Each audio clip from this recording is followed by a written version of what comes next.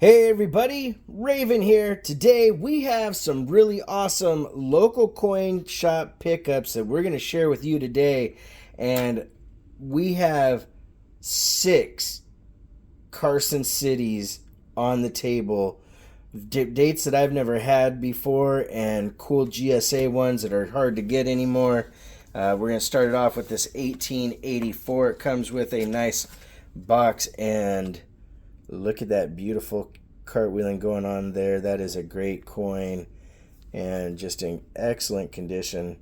Hopefully that grades pretty well if somebody ever grades it. I myself would just keep it raw, but you know, people sometimes like to know what their stuff grades at. That would be at a minimum of a 63, if not a bit higher than that. The 82 that we have here is a stunner as well, my friends. That thing is beautiful. Get it in the right light. Cartwheel is just nice, and again, something that I don't see every day. I used to see these a little bit more often, and you know, you might see them at some coin shows and stuff, but for the local coin shops, they're becoming a little bit few and far in between. And then we have an 1892, or I'm sorry, 1882 Carson City. And although this is a repeat in date, this has beautiful toning on front and back. It's a gorgeous coin overall. 1878 Carson City. Again, another beautiful coin with the 7 tail feathers, which I think is the normal amount, but in that year you distinguished because there is a 7 and an 8 tail variety. 1890 Carson City Morgan silver dollar. And last but not least, the 1891. So some better, more hard to get dates here on the table. Then we have some beautiful monster toned 1896 uncirculated Morgan silver dollar. Monster on the front, blast white on the back. These are just epic, really nice coins. And I'm glad to have got my hands on it. This is 1889. We have an 1888. This one is AU, monster toned. And just a very nice coin. I gave it an AU because it has a little bit of couple of those flat spots on the front, but look at the blast white reversed and the cartwheeling that still does. Then we have an AUBU key date 1887 San Francisco. Man, I keep stumbling on my dates. What the heck? And some of these might end up in the deep stack. A lot of them will end up in our auctions. Matter of fact, we have an auction tomorrow night, 6 p.m. Central Standard Time, and we always have epic in-to-stream giveaways and great stuff. And here we have an 1885 O, monster toned uncirculated. That thing is gorgeous with the purples and blues. The 83 through the 85 are all in the same little set. It was a red holder and you know, like a box, and I decided to finally take them out to take a good close look at them. I'm glad I did, because look at that monster toned obverse, blast white reverse. That's a good sign. Lets you know that it was in those cases for a long time.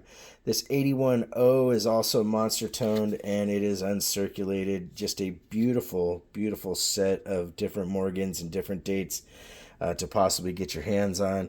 The last one we have is this gorgeous 1881S, and it is monster toned again with just great cartwheeling. Look how quick that responds to cartwheel, and both sides have monster toning.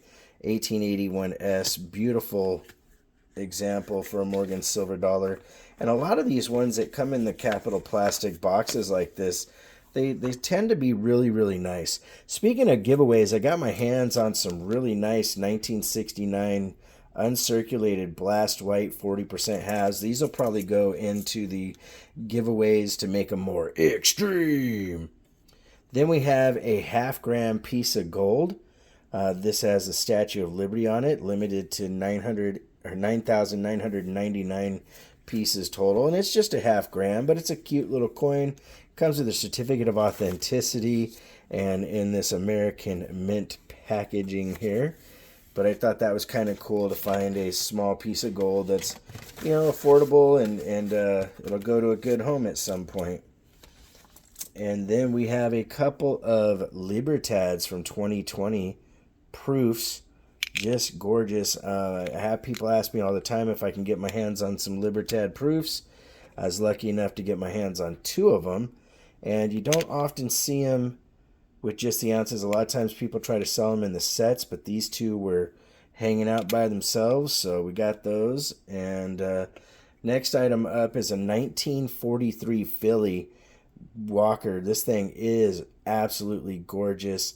And I don't normally buy third-party slabs, but I really like this one because the rainbow toning on the front is just a gorgeous, gorgeous coin. But I would definitely disregard that MS65 grade there.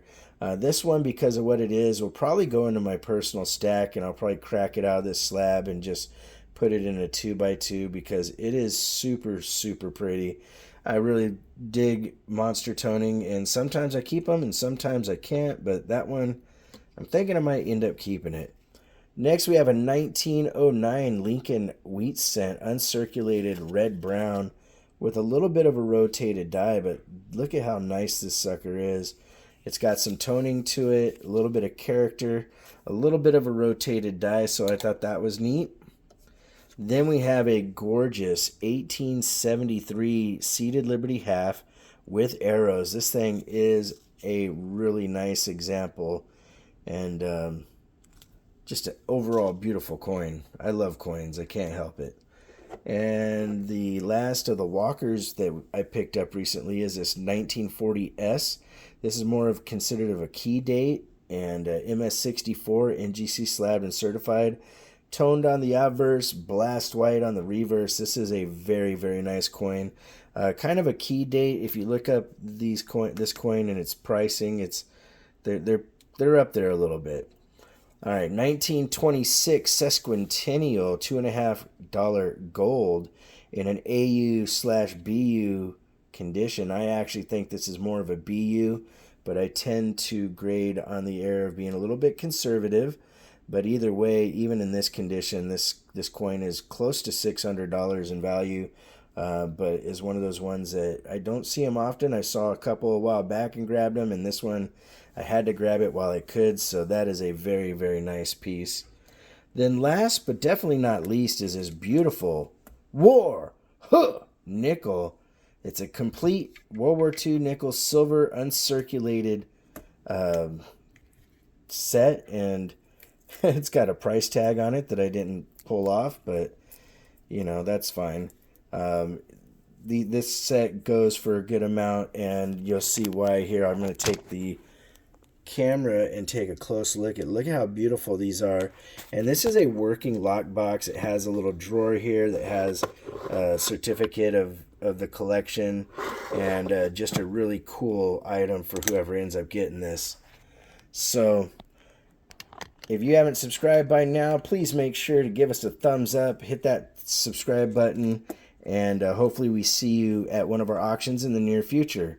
If you want to correspond, it's RavenHawkCoins@gmail.com. The P.O. Box is 721-296, Norman, Oklahoma, 73070. Like always, please make sure to take care of one another, and we'll see you real soon. RavenHawk Coins, have a great day.